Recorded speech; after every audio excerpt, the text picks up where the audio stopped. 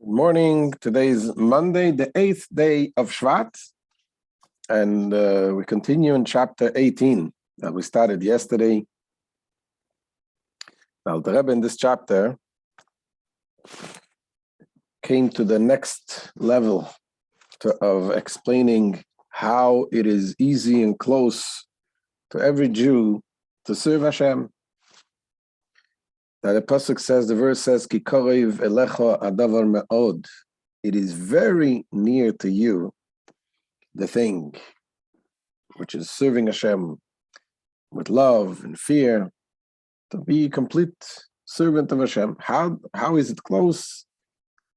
And he started explaining that in the last 17 chapters, we explained what is the way to climb up the ladder is by contemplating, because in order to develop an excitement to serve Hashem, you need to understand it properly. That's usually the way it works. And if someone is not capable of developing an excitement of spirituality, which is not easy to achieve, then at least he can have a conviction, understanding that this is the right thing. But yet, he says, even that person that has no background or he doesn't have intellectual capacity, yet for him too, he says, it is very near, very close to develop a feeling of, a true feeling of love and fear of Hashem and serve Hashem in the proper way. How? He revealed a new thing, and that is called the Ahava Mesuteres. The hidden love.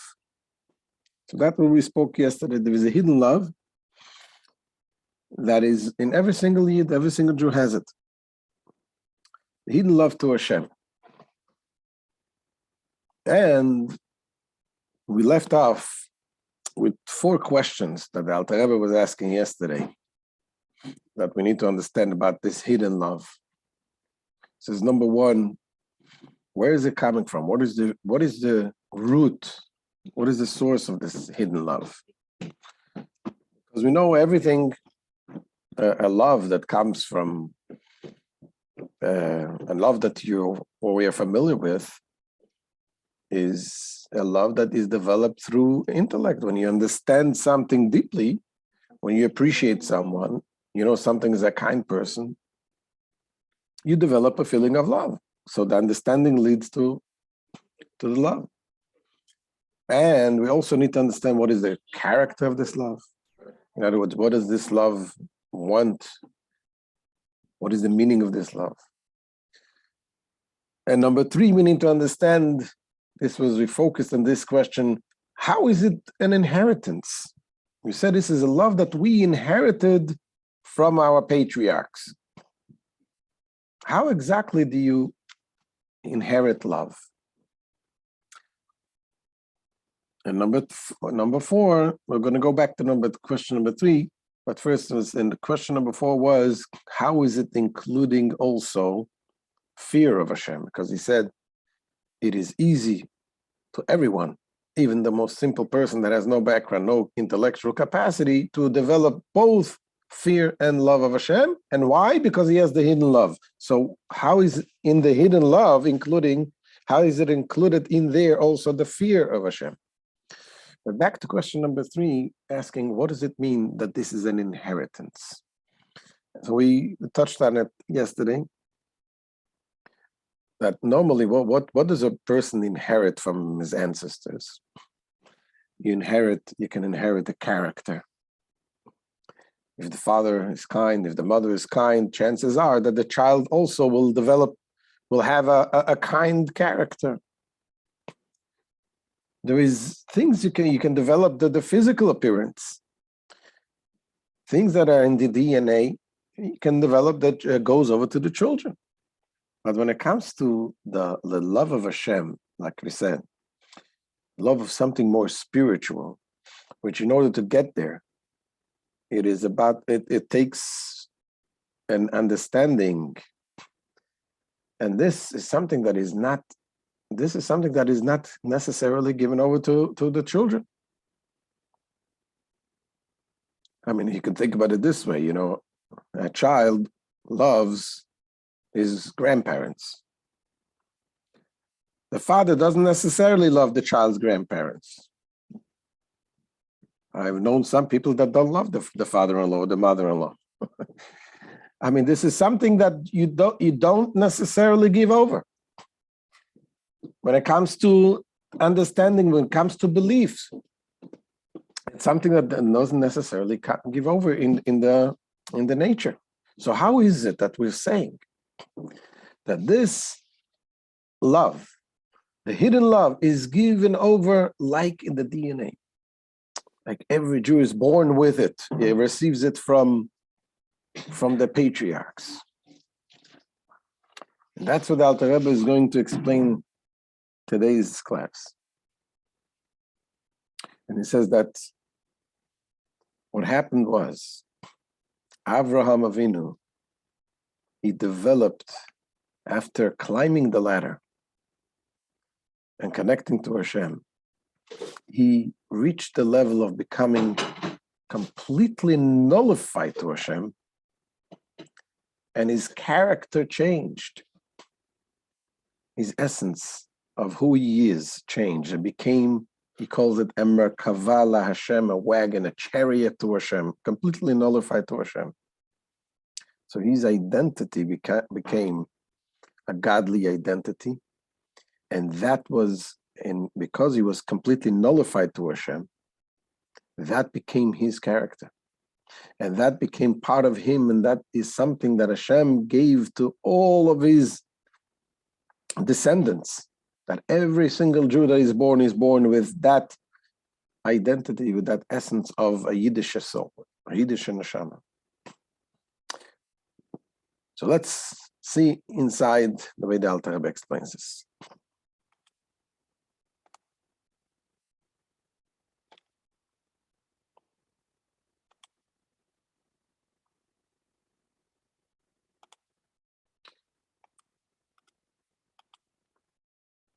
Says the Alter Rebbe, Ve'inyan, to explain, the explanation is as follows. Ki ha'avos hein hamakava. He said that the explanation is that the patriarch were truly the chariot of God.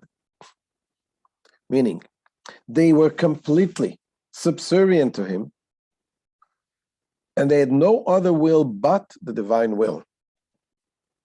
Just as a chariot has no will of its own, but is directed solely by the will of the rider. It says in the Torah, it says, Vayal Elokim Miyal Avram, Hashem came from above, from Avram.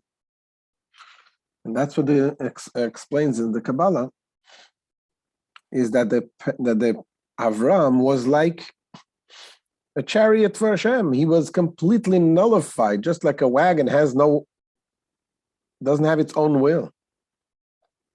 It goes wherever the driver wants to go.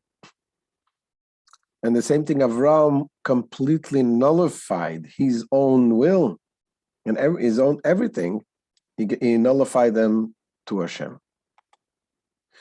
Ve'al kain, and therefore, Ve'al kain zachu lehamshich nefesh ruach neshama livneihem achareihem ad olam me'eses firis lektusha.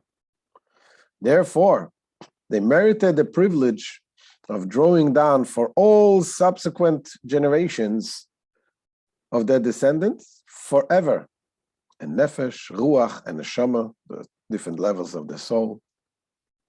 Me'eses firis lektusha, from the 10 holy sephiros, shebe'arba olamos atzilas beriya yetzira asiya.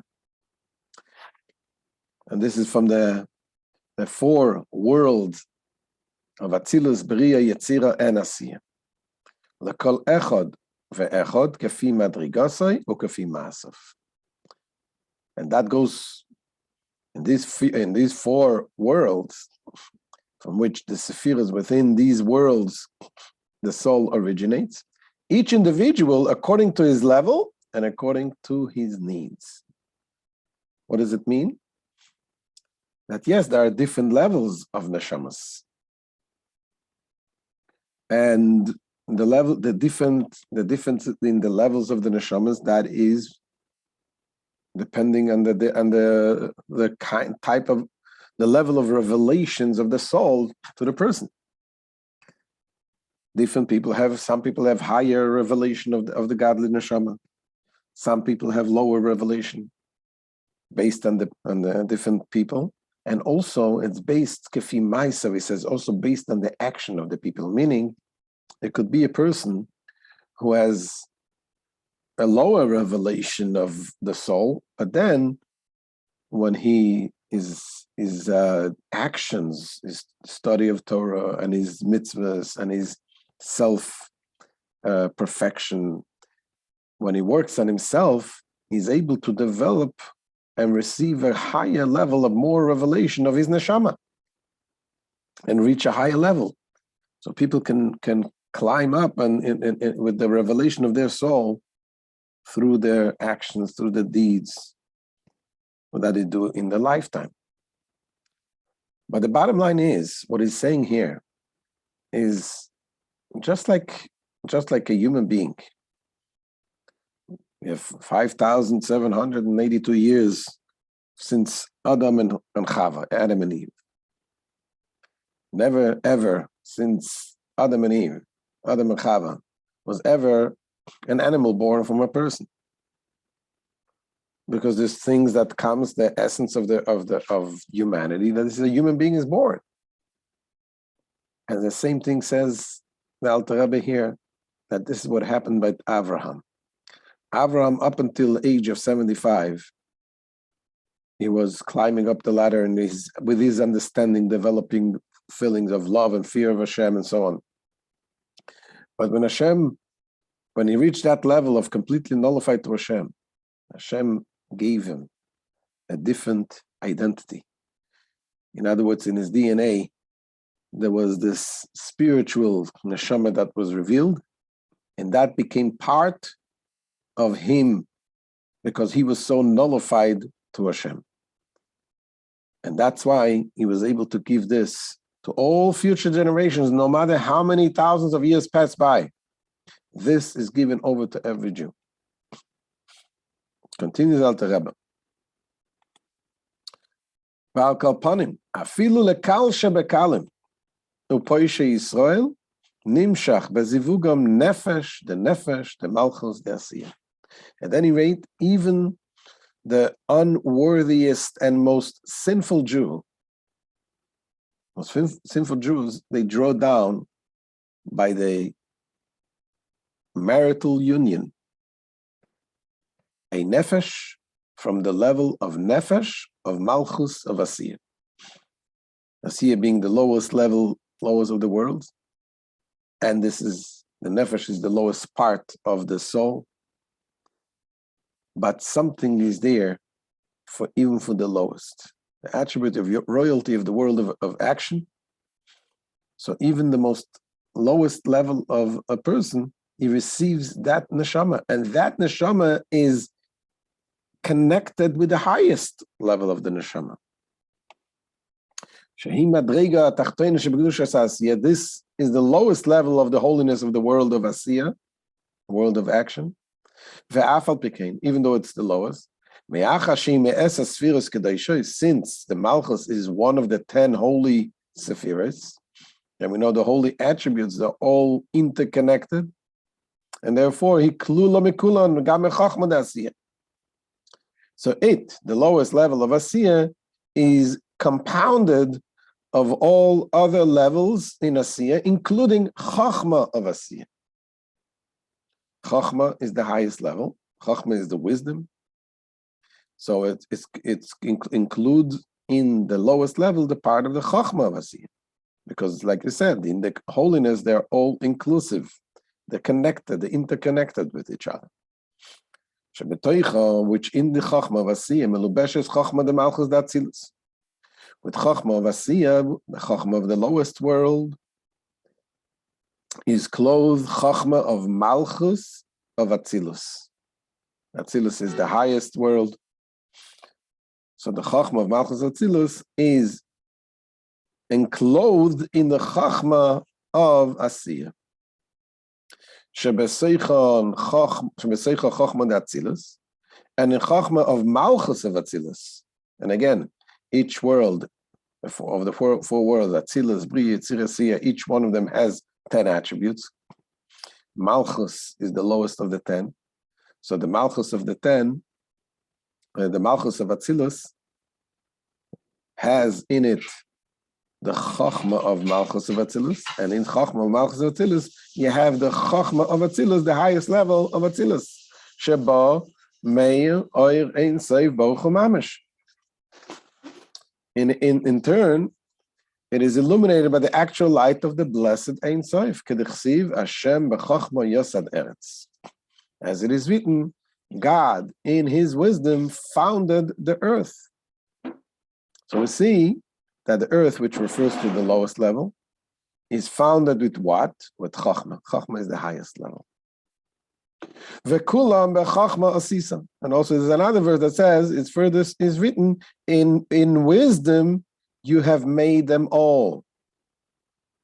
We're saying asisa, made them, made refers to the world of action. And the world of action was made with Chachma, meaning that the Chachma, the highest level, is in the lowest part. So that means that they're all interconnected. So therefore, even in the lowest neshama, you have the highest level of the Chachma. Chachma of Ein Sof. Venimtza. Therefore, see. Ki ein soif baruch hu melubesh b'bchinas Chachma shebenefesh ha'adam. We see that the light of the blessed Ein Sof is garbed in the faculty of wisdom in the human soul, Israel, of whatever sort of a Jew he may be. A Jew is a Jew is a Jew. He has the neshama, the highest level of God in him. Ubechinas achachma shaba im oir ein soif baruch hu amelubesh ba mispashetes bechol bchinas hanefesh kula lach yosa mebchinas roisha ve'ad bchinas ragla. In turn, the soul's faculty of wisdom, together with the light of the blessed Ein Sof that is garbed in it, suffuses all the levels of the soul in its entirety, from head to foot, as it were, meaning from the highest level of the soul to the lowest, to animate them with godly vitality. As it is written, wisdom gives life to those who possess it. The soul, which possesses the faculty of wisdom, receives its life by means of this faculty, as stated above. So what are we saying? The level of Chachma, the difference between the love that is developed by an ordinary way, which is by understanding, that comes from the level of Bina. Bina is the understanding that leads to, when you reach a level of understanding, you can develop a feeling of emotion. But the essential love that there is, the hidden love that is by every Jew, which we inherit from Avraham Avinu and from Yitzchak and from Yaakov, being that they were so nullified to Hashem, they became completely a Merkava. They reached to the level of Chachma. Why? Because Chachma is the same idea. What is Chachma? Chachma, we said, is koyach ma. It's a power of what? It's nothing. What does it mean? The wisdom, as we explained in the previous lessons about the idea of wisdom, wisdom is something which you receive from above. In order to receive wisdom, you nullify yourself. You remove yourself completely to receive a new flash of wisdom. That's something that comes from completely above, something above you. And that became as a result of Avram's complete self-nullification to Hashem. He received that gift of this wisdom that comes to him, this level of the godliness that comes to, and it was given over to also to each and every Yid. And that is the Chachma. And so therefore, even the lowest person that is in the lowest level receives that level of the neshama, which ultimately is connected to the highest level, which is godliness. So subconsciously, it's in us, and as he says over here, it affects every part of us, of the person. Even though you can live life and not sense it, but sometimes when push comes to shove, when a person is essence is tested, it comes out. That he comes, people who were not observant, and all of a sudden when they were tested, their faith was tested, they gave the life up. That's because of this chachma, this neshama that they have, this ahava mesuteres, this hidden love. Continues the Alter Rebbe and says another interesting fact, and he says sometimes you can have a very, very high soul coming down through a Jew that is in a very low level. And he'll explain why. Says Alter Rebbe, "Ulefamim mamshichim poishi Yisrael, nishama is gvoyes me'oid, shaye be'imke aklipes, kema shekasuv b'sefer Gilgulim." At times, the sinners of Israel may even bring down for their children very lofty souls which had been in depth of klippos, as it explained in Sefer Gilgulim. This is the Arizal, explains this idea of the highest neshamas that can come down through the lowest levels. The reason being is because God gives the klippos, the evil, certain powers in this world. And sometimes they have control over very high neshamas, but they don't release it. Because they have their agenda. They need to fight holiness. So they are able to control, not to release neshamas. So in order to get the neshamas to come down, because they need to come down, so they're told that this neshama is going to come to a person who is a sinner. And that they're very excited about, because if a neshama comes down to a sinner, meaning that this child that is going to be born is going to be raised without any education and without any proper guidance, and therefore is going to end up being a sinner like the parents. And when a high neshama goes and sins, God forbid, that gives even more power to the evil. That empowers them more. And that's why it releases the neshama.